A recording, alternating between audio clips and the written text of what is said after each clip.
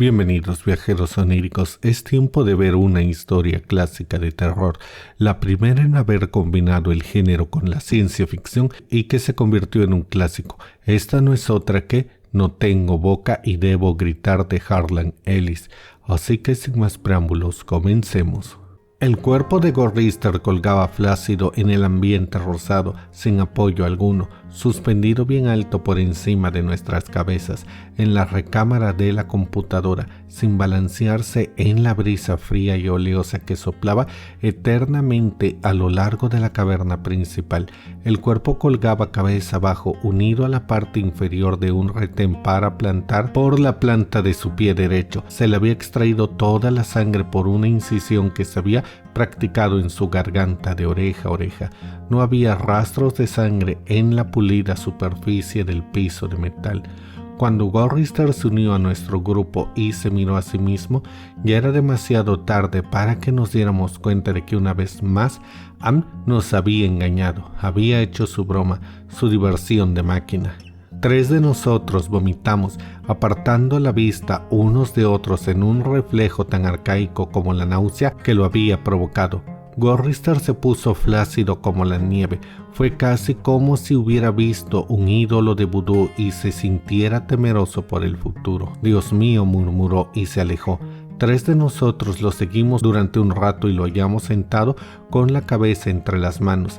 Ellen se arrodilló junto a él y acarició su cuello. No se movió, pero su voz nos llegó clara a través del telón de sus manos.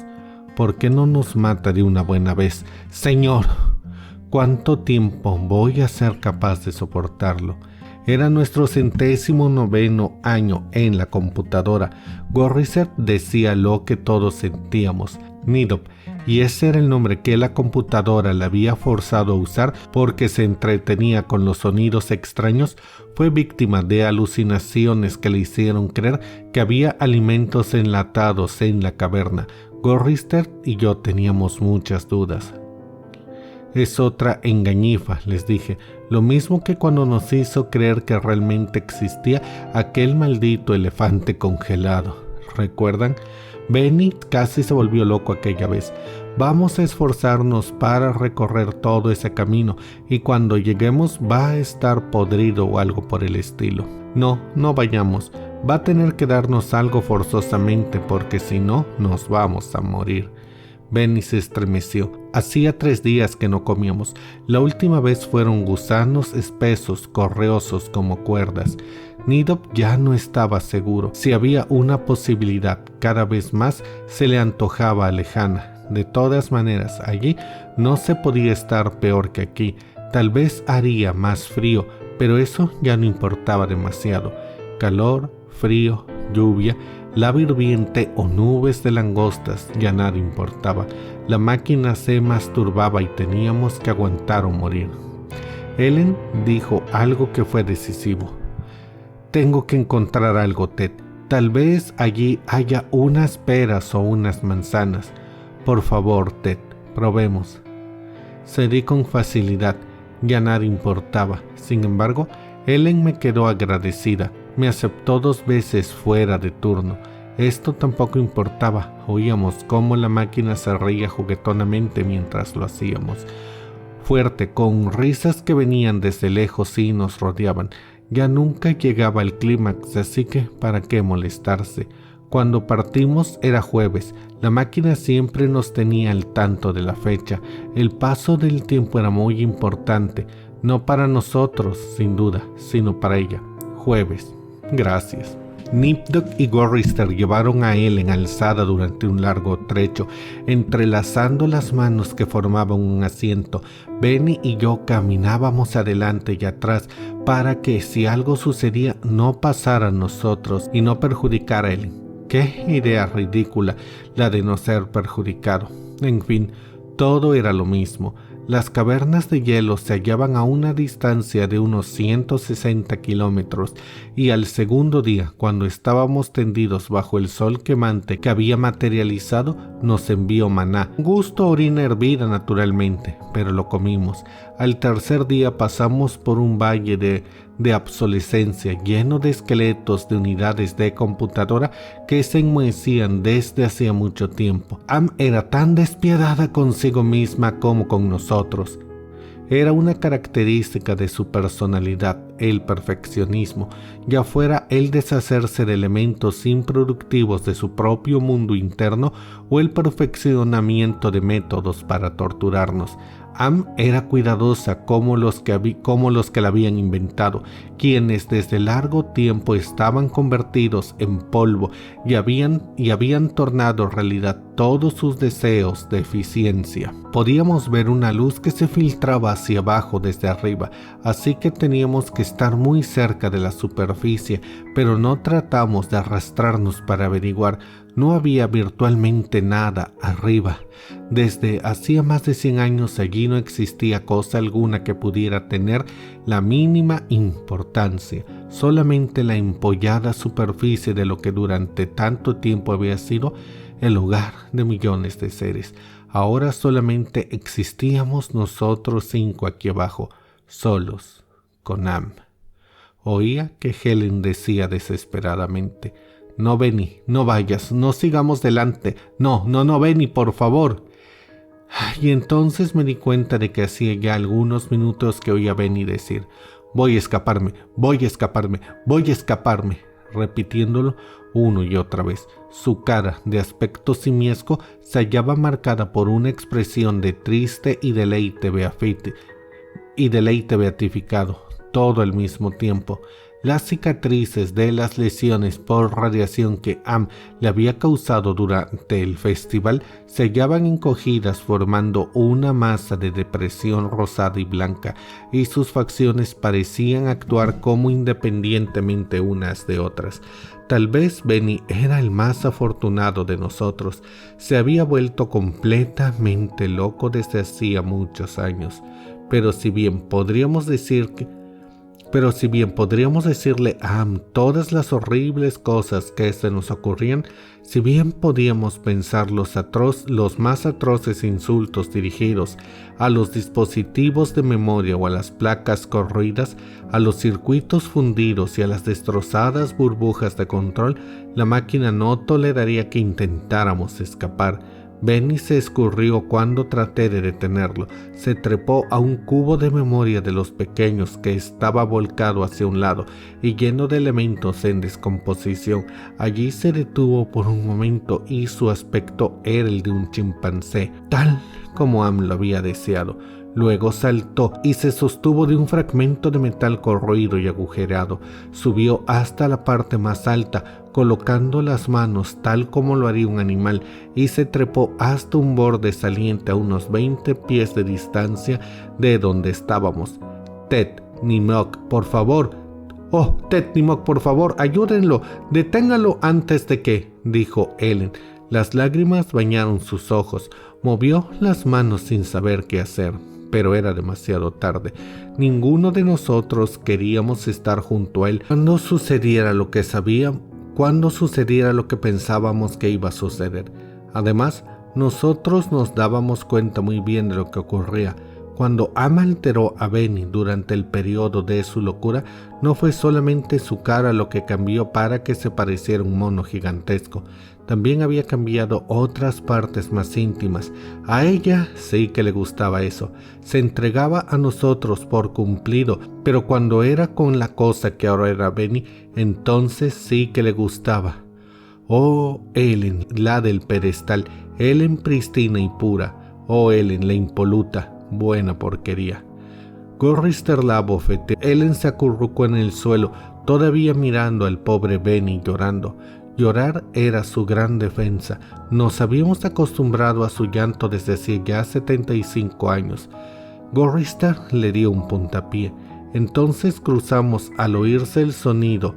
Era luz y sonido, mitad sonido y mitad luz, algo que comenzó a hacer brillar los ojos de Benny y a pulsar con creciente intensidad y con sonoridades no bien definidas, que se fueron convirtiendo en ensordecedoras y luminosas a medida que la luz sonido aumentaba. Debe de haber sido doloroso, aumentando el sufrimiento con la mayor magnitud de la luz y el sonido, porque Benny comenzó a gemir como un animal malherido. Al principio, suavemente, cuando la luz era todavía no muy definida y el sonido poco audible, pero luego sus quejidos aumentaron y se vio que sus hombros se movían y su espalda se agitaba, como si tratara de escapar. Sus manos se cruzaron sobre su pecho como las de un chimpancé. Su cabeza se inclinó hacia un lado. La carita triste de mono se cubrió de angustia. Luego comenzó a aullar a medida que el sonido que surgía de sus ojos crecía en intensidad. Cada vez más fuerte, me llevé las manos a los lados de la cabeza para tratar de ahogar el ruido, pero de nada sirvió. Atravesó todo obstáculo y me hacía temblar de dolor, como si me clavaran un cuchillo en un nervio. Súbitamente se vio que Benny era enderezado. Se puso de pie en un salto como una marioneta. Luego la luz surgió ahora de sus ojos, pulsante en dos grandes rayos. El sonido siguió aumentando en una escala incomprensible y luego Benny cayó, golpeando fuertemente en el piso. Allí quedó moviéndose espasmódicamente mientras la luz lo rodeaba y formaba espirales que se alejaban. Entonces la luz volvió a dirigirse al interior de la cabeza, pareciendo que la golpeaba. El sonido describió espirales que convergían hacia él y Benny quedó en el suelo, gimiendo en tal forma que inspiraba piedad. Sus ojos eran dos pozos de jalea purpurenta. Ahí me lo había cegado. Gorrister, Nidok y yo desviamos la mirada, pero no sin haber advertido que Helen mostraba alivio luego de su inmensa preocupación. Acabamos en una caverna sumida en luz verdosa. A.M. nos proveyó de hojarasca que quemamos para hacer fuego, débil y lentamente, al lado del cual nos sentamos formando corro y contando historias para impedir que Benny llorara en su noche permanente. ¿Qué significa Am? Gorrister le contestó. Habíamos explicado lo mismo 1000 veces anteriormente, pero todavía era una novedad para Benny. Al principio fueron las siglas para Allied Master Computer y luego las de Adaptative Manowar Waiter. Luego fue adquiriendo la posibilidad de autodeterminarse y entonces se le llamó Aggressive Manis y finalmente, cuando ya fue demasiado tarde como para controlarla, se llamó a sí misma Am, tal vez queriendo significar que pensaba, cogito ergo, pienso, luego existo. Benny babeó un poco y luego emitió una risita tonta. Existía la Am china, la Am rusa y la Am yankee. Se interrumpió. Benny golpeaba el piso con ese puño grande y fuerte. No estaba contento, pues Gorrister no había empezado desde el principio. Entonces Gorrister empezó otra vez. Comenzó la Guerra Fría y esta se transformó en la Tercera Guerra Mundial. Esta Tercera Guerra fue muy compleja y grande, por lo que necesitaron las computadoras para cubrir las necesidades. Abandonando los primeros intentos, comenzaron a construir la AM. Existía la AM china, la AM rusa y la AM yankee, y todo fue bien hasta que comenzaron a cubrir el planeta, engendrando un elemento tras otro. Pero un día Am despertó al conocimiento de sí misma, comenzó a autodeterminarse, uniéndose entre sí todas sus partes, fue llenando de a poco sus conocimientos sobre las formas de matar y mató a todos los habitantes del mundo, salvo a nosotros 5.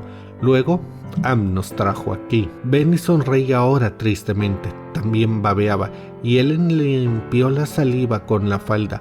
Gorrister trataba de contar la historia cada vez en forma más abreviada, pero había poco que decir más allá de los hechos escuetos. Ninguno de nosotros sabíamos por qué Am había salvado a 5 personas, por qué se nos había elegido a nosotros o por qué se pasaba todo el tiempo atormentándonos. Ni siquiera sabíamos por qué nos había hecho virtualmente inmortales.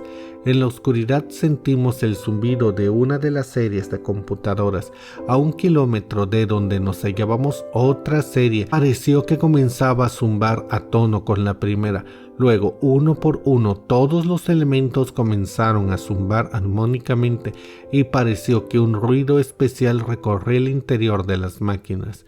El sonido creció y las luces brillaban en los paneles de las consolas como un relámpago en un día caluroso. El sonido creció en espiral hasta que parecía oírse 1.000.000 de insectos metálicos zumbando enfurecidos y amenazadores. «¿Qué pasa?», gritó Ellen. Había terror en su voz. A pesar de todo lo pasado, aún no se había acostumbrado. «Parece que viene mal esta vez», dijo Nipnock. «Tal vez hable», aventuró Gorrister. «Salgamos corriendo de aquí», dije súbitamente poniéndome en pie. «No, Ted, es mejor que te sientes. Tal vez haya puesto pozos en nuestro camino o algo así. No podemos ver, está demasiado oscuro», dijo Gorrister con resignación. Entonces oímos, no sé qué era. Algo se movía hacia nosotros en la oscuridad, enorme, bamboleante, peludo, húmedo, y se dirigió hacia nosotros. No podíamos verlo, pero tuvimos la impresión de su gran tamaño que venía hacia donde estábamos. Un gran peso se nos acercaba desde la oscuridad y era más que nada la sensación de presión del aire comprimido dentro de un espacio pequeño que expandía las paredes invisibles de una esfera. Benny comenzó a lloriquear. El labio inferior de Nipnock empezó a temblar mientras él lo mordía para tratar de disimular. Ellen se deslizó por el piso de metal para acurrucarse al lado de Gorrister. Se distinguía el olor de piel apelotada y húmeda, el olor de madera chamuscada, el olor del terciopelo polvoriento, el olor de orquídeas en descomposición, el olor de la leche agria, el olor del azufre, del aceite recalentado, de la manteca rancia, de la grasa, del polvo de tiza, de cueros cabelludos humanos. Anne nos estaba enloqueciendo, nos estaba provocando. Se sintió el olor de... Me oí a mí mismo gritar y las articulaciones de las mandíbulas me dolían horriblemente. Me eché a correr sobre el piso, sobre ese piso de frío metal con las interminables líneas de remaches. Luego caí y seguí gateando mientras el olor me amordazaba, llegando a mi cabeza con un dolor inaguantable que me rechazaba horrorizado. Oí como una cucaracha adentrándome en la oscuridad mientras ese espantoso se movía detrás de mí. Los otros quedaron atrás y se acercaron a la luz incierta, riendo. El coro histérico de risas enloquecidas se elevaba en la oscuridad como si fuera humo espeso de muchos colores. Huí rápidamente y me escondí. ¿Cuántas horas pasaron? ¿O cuántos días o unos años? Nadie me lo dijo. Ellen me regañó por mi mal humor y Nidop trató de persuadirme de la risa que se debía a su reflejo, pero yo sabía que no significaba el alivio que siente un soldado cuando la bala hiere al camarada que está a su lado. Yo sabía que no era solo un reflejo. Indudablemente estaba contra mí y Anne podía percibir esa enemistad y me hacía las cosas más difíciles de soportar por ese motivo.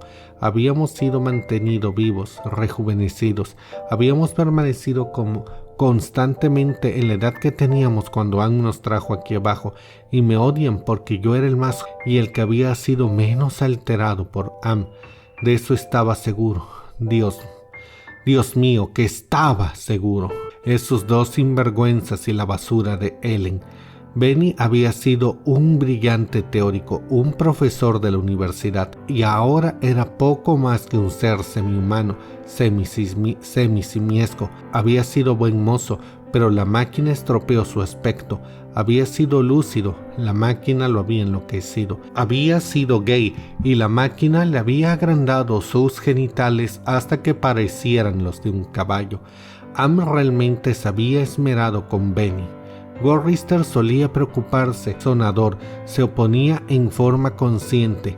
Era un pacifista, un planificador, un hombre activo, un ser con perspectiva de futuro. Am lo había transformado en un indiferente que a cada paso se encogía de hombros.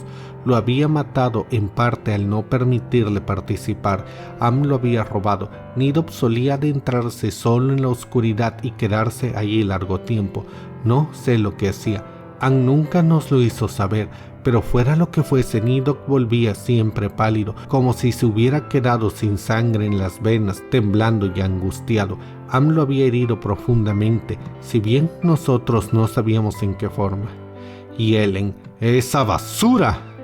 Am no la había modificado demasiado, simplemente hizo que se agravaran sus vicios. Siempre hablaba de la pureza, de la dulzura, siempre nos repetía sus ideales del amor verdadero. Todas putas mentiras. Quería hacernos creer que había sido casi una virgen cuando Am la trajo aquí con nosotros. Era una porquería esa mujer, esta Ellen. Debía de estar encantada con 4 hombres, todos para ella. No, Am le había dado placer, a pesar de que ella se quejaba diciendo que no era nada lindo lo que le había tocado ser. Yo era el único que todavía estaba en una pieza y sano. Am no había estado hurgando en mi mente. Solamente tenía que sufrir lo que nos preparaba para atormentarnos, todas las desilusiones, todos los tormentos y las pesadillas. Pero los otros 4, esa baja ralea, estaban bien de acuerdo y en contra mía. Si no hubiera tenido que estar defendiéndome de ellos, que estar siempre alerta y vigilante, tal vez hubiera sido más fácil enfrentarme a Am. Entonces llegué al límite de mi resistencia y comencé a llorar. Oh Jesús, dulce Jesús, si alguna vez existió Jesús o si en realidad existe Dios, por favor, déjanos salir de aquí o haznos morir, porque en ese momento pensé que comprendía todo y que por lo tanto podía verbalizarlo. Am pensaba mantenernos en sus entrañas para siempre jamás, retorciendo nuestras mentes y cuerpos, torturándonos por toda la eternidad. La máquina nos odiaba como ninguna otra criatura había odiado a algo jamás, y estábamos indefensos. Además, se tornó insoportablemente claro que si existía un dulce Jesús, si se podía creer en un Dios, ese Dios era Am. Y bueno, viajeros oníricos, eso es todo por ahora. Díganme qué les pareció la primera parte del relato. Déjenme todas sus opiniones en la caja de comentarios y si este video les gustó, den like y compartan. Yo soy Charlie Mustaine y espero que esta noche tengan pesadillas.